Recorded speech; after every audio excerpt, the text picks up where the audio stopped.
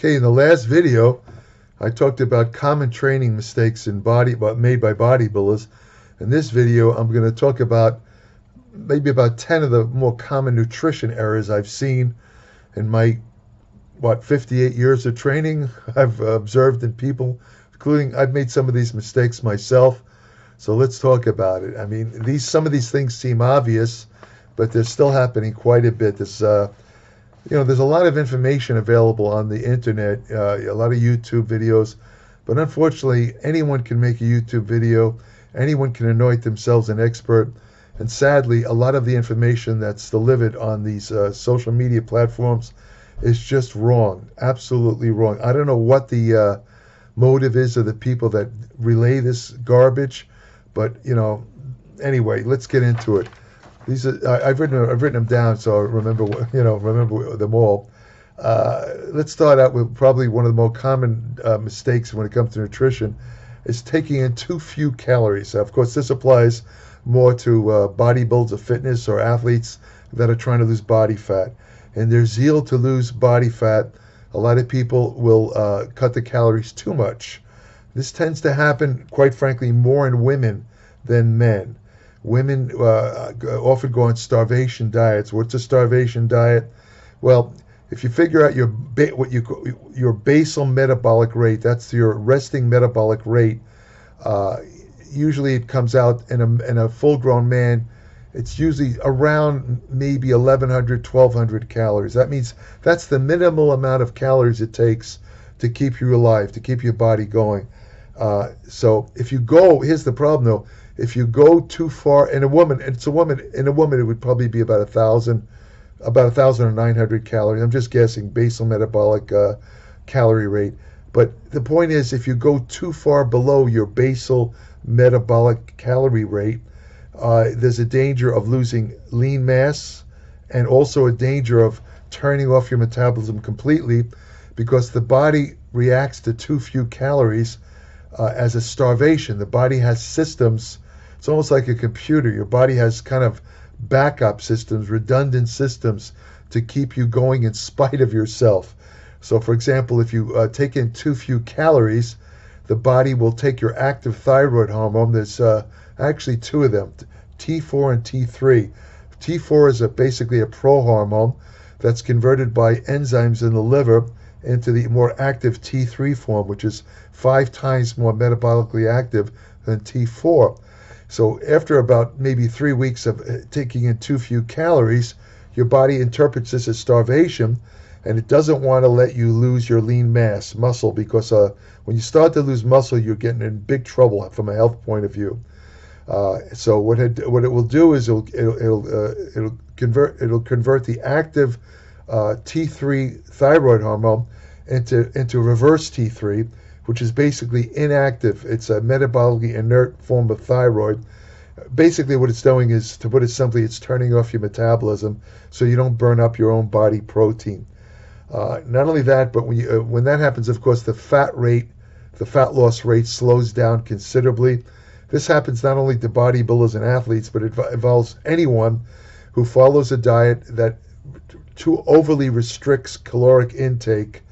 It's known popularly as the dieting plateau, where you go on a diet and, about 3 or 4 weeks into the diet, you suddenly stop losing weight. The scales don't change. What's happening is you've gone into this reverse T3 dieting plateau situation, and the only way to get out of it is to increase the calories, or the other option is to, you could also, if you're not taking enough carbohydrate, you'd have to increase the carbohydrate, because you need to ingest at least 50 grams of carbohydrate a day for your thyroid to optimally produce the thyroid hormones. That's another way around it, if you're on a zero carb diet. And the other thing to do, or if you're on a zero carb diet, you should be going off the diet about at least once a week. That's another mistake, by the way, not going off a diet maybe once or twice a week. Because when you go off once or twice a week, you basically kickstart your metabolism and prevent these dieting plateaus. You get your thyroid working. Regardless of what you might hear, these people will tell you never go off your diet. They've shown in recent studies that they've compared two groups. One group had a diet cheat day, if you want to call it that. The other group stayed on a diet 7 days a week.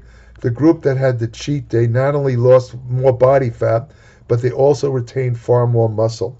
So that's one way around it. Of course, the final way is to, which I don't really recommend, is to take thyroid drugs. I don't recommend that because to get a true thyroid metabolic raising effect, you'd have to take more thyroid drugs than your body produces naturally. If you take only enough thyroid, if you take enough a thyroid drug that matches your body output, there's a feedback mechanism. All you're going to do is turn off your own thyroid. In other words, if you take, let's use an example. Let's say your body produces 3 grains of thyroid hormone a day, and you decide you want to take 1 grain of a thyroid drug. What happens is a feedback mechanism will cause your body, it'll detect that you're taking in a grain of thyroid from the outside, and instead of producing 3 grains, it'll cut down to 2 grains, but you're right back to where you started. You're not getting any metabolic rise. To get the metabolic rise, you'd have to take more than your body makes, which would mean 4 grains of thyroid. This is just an example. And what happens though is as soon as you take more thyroid than your body makes, now you're risking a loss of lean mass because if the thyroid gets too active, you start to burn away muscle tissue. So the first mistake is ingesting too few calories. On the flip side of that, the other mistake is ingesting too many calories. A lot of people will go on a diet and they'll tell you that I don't know what's going on. I went on this diet. I'm not losing any weight.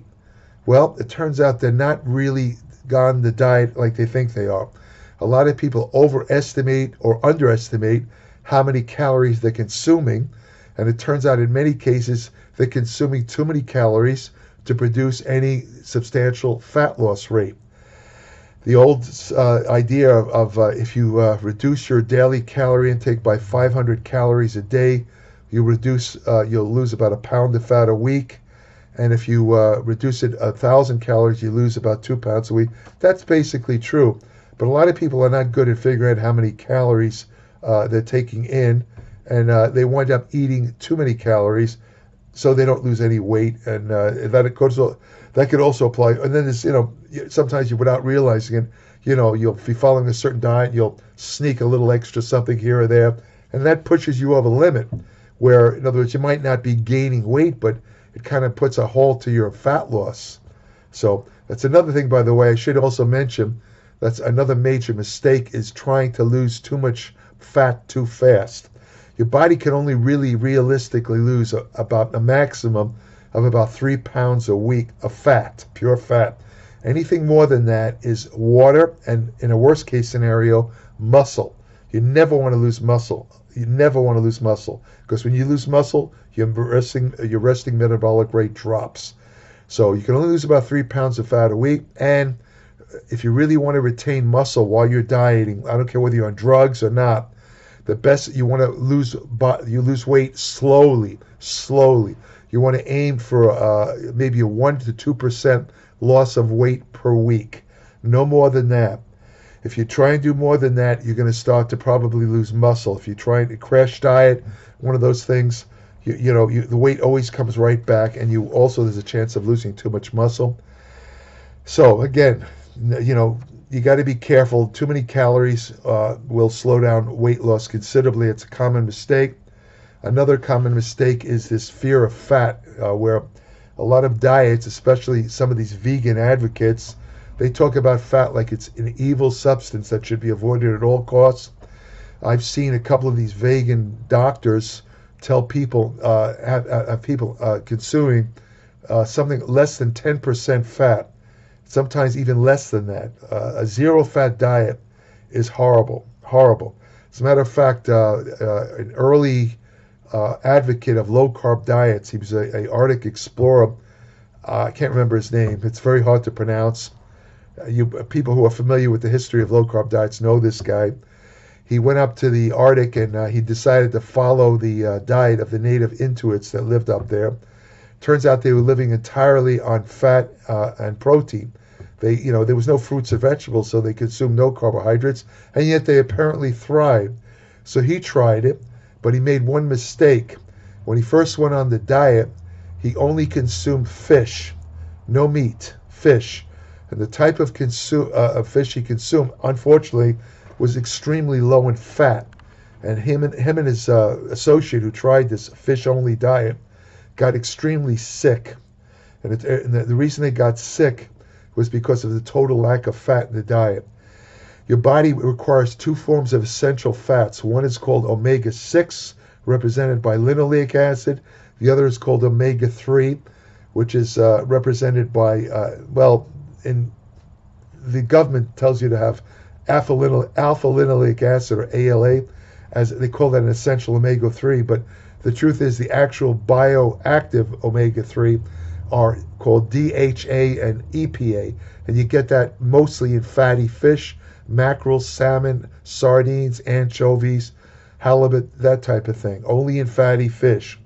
Now, interestingly, you'll find that a lot of competitive bodybuilders, they go on especially the last maybe 2-3 weeks before a contest, they'll go on a fish-only diet, literally only eating fish and a little bit of vegetables. Now, the problem is the fish they favor, like tilapia and orange roughy, they are low in fat, too low in fat, where they can actually have problems with fatty acid deficiency. It's not a smart way to do it, and yet a lot of bodybuilders do that. So my point is, don't fear fat. Fat is unlikely to make you fat unless you overeat it, and you have to get those two forms of essential fat. So don't believe the crap about cutting fat out of your diet completely. That's nonsense. Another very common mistake among bodybuilders and athletes is eliminating fruits and vegetables. Very terrible, terrible mistake. First of all, fruits and vegetables contain nutrients that you're not going to find commonly in food supplements or vitamins and mineral supplements. These are called polyphenols and flavonoids. These are what they call phytonutrients. They're only found in fruits and vegetables. And some of these vegetables have nutrients that are absolutely tremendous at preventive health effects, such as broccoli and cruciferous vegetables. They provide a substance called sulforaphane, or actually they provide glucophanin, which is converted into sulforaphane by an enzyme called myrosinase, which happens when you chew the vegetable. The enzyme's released that converts glucophanin into sulforaphane. Sulforaphane is tremendous, has tremendous health benefits. It's a master antioxidant substance. It helps prevent many types of cancer. And from a bodybuilding standpoint, it's interesting because it blunts myostatin, which is a protein found in muscles that prevents muscle growth. So this is found only in cruciferous vegetables. So when you cut out cruciferous vegetables and fruit, you're removing from your diet extremely protective nutrients. And most of these nutrients, by the way, are kind of precursors, meaning that the phytonutrients aren't activated, a lot of them, until they get into your gut, where bacteria in the gut, what they call the intestinal microbiome, actually converts these flavonoids and phytonutrients into active forms that are health protective. Now, the interesting thing is when you eat fruits and vegetables, you're providing a substance that feeds the intestinal microbiome, which is dietary fiber. That's another reason why you should never cut out fruits and vegetables, because they're good sources of dietary fiber, which is the main food for the intestinal microbiome. I just wrote an article in my Applied Metabolics newsletter. Jesus, something like 30 pages. Honestly, it's huge. It's about how the intestinal microbiome affects training progress, health. It's a huge subject. It's one of the biggest topics in medicine right now. But the important point to remember is you feed your intestinal microbiome by ingesting dietary fiber. As far as fruits go, the big problem there that a lot of people think fruits contain fructose or fructose, whichever pronunciation you want to go by. A lot of people say, well, fructose makes you fat. If you eat fruit, you get fat. No, that's not the way it works. First of all, most fruits contain very small amounts of fructose. You'd have to eat like 3-4 pounds of fruit a day to have any problem with fructose. Second is the fact that the fiber, a lot of people overlook this, the fiber in fruit kind of delays the absorption of the fructose in such a way that the fructose is rendered harmless. Now, fruit juices are another story. With fruit juices, you have the fiber removed, so you're getting the full force of the fructose. This is why fruit juice is a lot more fattening, as we might say, than actual fruit. So don't cut out fruits and vegetables unless there's one exception. If you're following a ketogenic diet, which is a very extremely low carbohydrate diet that doesn't allow more than 20 grams of carbohydrates a day, you're not going to be able to eat a lot of fruits and vegetables. It'd be like maybe one piece of fruit and a little bit of vegetables. That should only be followed temporarily. I don't believe that anyone should follow a ketogenic diet more than maybe 6-7 weeks tops. So, that's the only exception. All other diets, you should always include fruits and vegetables, contrary to what these knuckleheads in these YouTube videos tell you. They don't know their ass from their elbow. Actually, not eating dietary fiber. That was my next point, but I already actually talked about that. You have to have dietary fiber. It has a number of health benefits besides feeding the intestinal microbiome. Prevents constipation. It helps to lower blood fats like cholesterol. It's very good for you. When you eat dietary fiber, the intestinal bacteria produce 3 short-chain fatty acids, butyrate, propionate, and acetate, that do a number of benefits for health, including helping to prevent colon cancer, helping to adjust your appetite so you're not overly hungry, and the butyrate can travel to your brain and help to break down certain proteins that accumulate and cause diseases like Alzheimer's disease. So don't ignore dietary fiber. Another common mistake, and this happens, I see it a lot of people, they eat too fast. They keep stuffing the food. It takes about 20 minutes for the apostat, or the appetite detection center in your brain, to detect that you're eating food. And if you eat too fast, you could wind up eating too many calories, and it'll ruin a diet. And in worst case scenario, it can help increase obesity and increase body fat accretion. So when you eat, you want to slow down. There was an old system of it goes back to the turn of the 20th century. There was a fad called Fletcherism. It started by a guy named Horace Fletcher. And then the deal there was he had everybody chew their food 100 times before swallowing. 100 times. And this was followed by a lot of celebrities of the era, including the President of the United States at the time. So you don't really need to eat that slowly. The idea by Fletcherism, he felt that by chewing the food that much, it made it easier in the digestive system and you'd absorb more nutrients. There is a certain amount of truth to that, meaning that if you chew the food more thoroughly, you do make it easier on your digestive system. But, you don't need to chew them 100 times. The whole point is to eat more slowly, give your brain a chance to detect that you're actually eating, and you'll wind up eating less. It's a little trick. You also, another little trick is to drink a 12-ounce glass of water before meals. That will actually reduce your appetite as much as 30%, so you don't overeat. This next one is, I have to admit, is not common with bodybuilders, and that's not eating enough protein. But it can occur, and this again relates to that earlier problem of not eating too few calories. A lot of times bodybuilders and athletes will go on diets that are so stringent in the calorie intake and the reduction in fat intake that they wind up not consuming enough protein. When that happens, you're going to lose muscle when you're dieting. Protein it's very, very important to increase your protein intake when you're on any type of diet. As a matter of fact, I recommend for a bodybuilder who wants to retain as much muscle as possible while on a diet, you want to ingest about up to 3.3 grams of protein per kilogram of body weight. Protein will help you retain muscle when dieting, and of course, you don't have to be a brain surgeon to know you need protein for building muscle. If you don't eat enough protein, you're not going to be able to build muscle. What's the ideal amount of protein eaten under normal conditions? It ranges from 1.6 grams per kilogram of body weight to 2.2 grams per kilogram of body weight. I go with the upper figure, 2.2 grams per kilogram of body weight, which comes out to about a gram of protein per pound of body weight. If you consume that much protein, you can't go wrong. Another problem, again, the flip side of eating too little protein is eating too much protein. Again, a lot of bodybuilders, they hear about the need for protein. So what they do is they kind of stuff their faces. I remember interviewing an elite professional bodybuilder who was 12 meals a day, was eating 600 to 800 grams of protein a day. There's no way the body can utilize that much protein.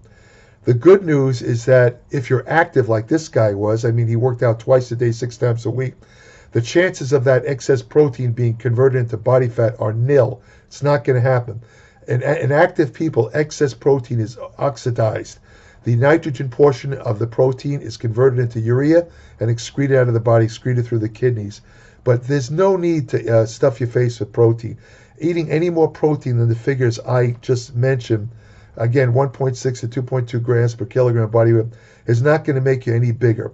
All you're going to do is you're just wasting it, and you're actually increasing the burden of protein metabolism on your liver and your kidneys. Those are the two organs that basically metabolize protein.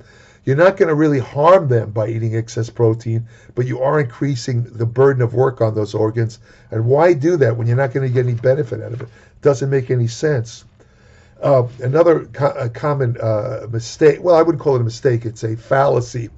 You see this a lot, where they say, you got to eat a lot of carbohydrates. If you really want to grow, bodybuilders need to eat as many carbohydrates as endurance runners. That's bodybuilders do not, first of all, there is no human requirement for carbohydrate because your liver can convert other things into glucose. What you need is glucose. That's the sugar that circulates in the blood. Your liver is perfectly capable through a process called gluconeogenesis of converting various substances into glucose, including amino acids, lactate, and glycerol from fat. So you don't need to carbohydrates. Now, I'm not saying you shouldn't eat carbohydrates. What I'm saying is you should not go crazy on the carbohydrates because depending on your natural sensitivity to carbohydrates, eating too many carbohydrates could be a problem. If you're insulin insensitive or pre-diabetic, you don't handle carbohydrates well, and there's a greater chance of the carbohydrates being converted into fat if consumed in excess. Now, some of these knucklehead experts, they'll say that carbohydrate, you can't get fat from eating carbohydrate because they're oxidized in the liver. Oh God, that's such a bunch of crap. All you got to do is look around at these people that all eat all these refined sugar. Some of them are usually obese. They didn't get that way from eating protein. They got that way from eating carbohydrate. The notion that you can eat any amount of carbohydrate without getting fat is just that they're in their own world. That's not real world. That's BS. I know that myself. Whenever I when I compete in bodybuilding, whenever I cut carbohydrates out, I always lost vast amounts of body fat. And if I kept my protein high, I lost very little muscle.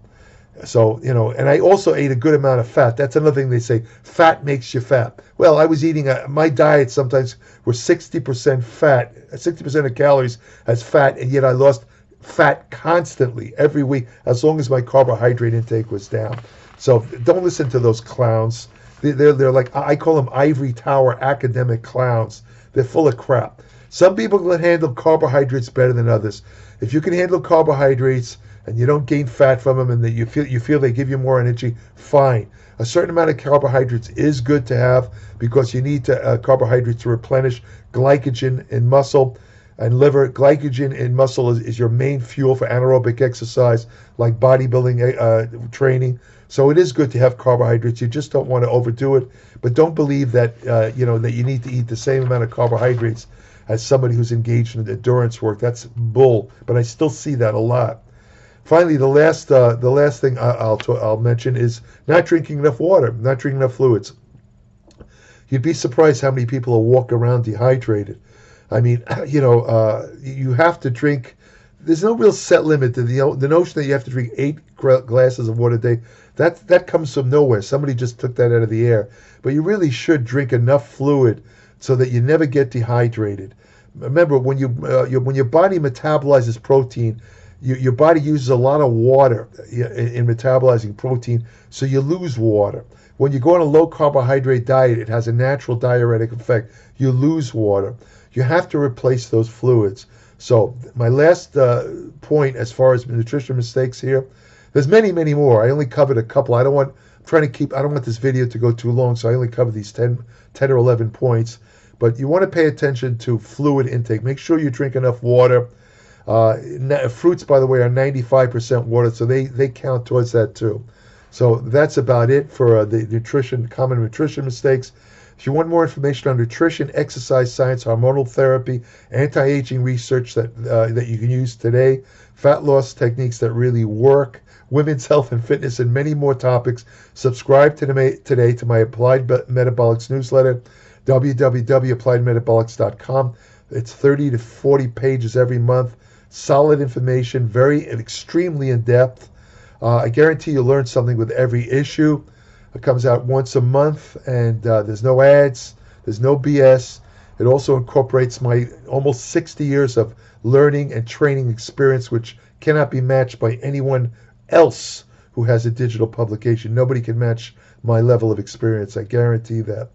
So subscribe today, www.appliedmetabolics.com. When you subscribe, I'll send you an invitation to join my private Applied Metabolics Facebook page. It's only for subscribers.